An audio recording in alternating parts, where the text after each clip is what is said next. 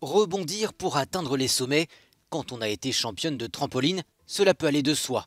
Devenir chancelière allemande, c'est peut-être une autre paire de manches.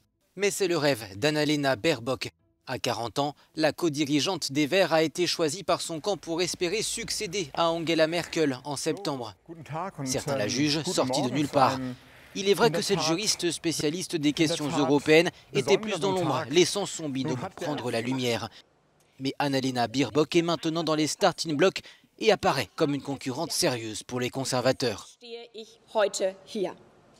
Nous avons suffisamment entendu parler ces dernières années de ce qui n'est pas possible. Mais ce qui compte maintenant, c'est ce qui peut être fait, ce qui est possible. Je suis pour le renouveau, quand d'autres sont pour le statu quo. Annalena Baerbock n'a jamais occupé de poste ministériel, mais elle a le profil pour séduire la base du parti.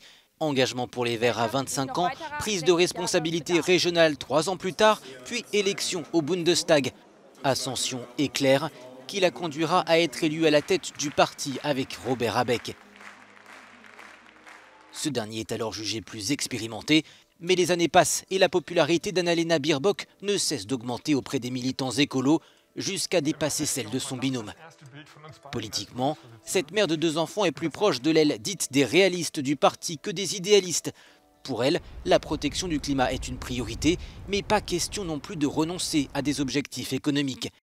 Dans leur carton, les Verts ont une potion, des investissements massifs dans l'économie verte, l'éducation, la santé et la digitalisation de l'économie.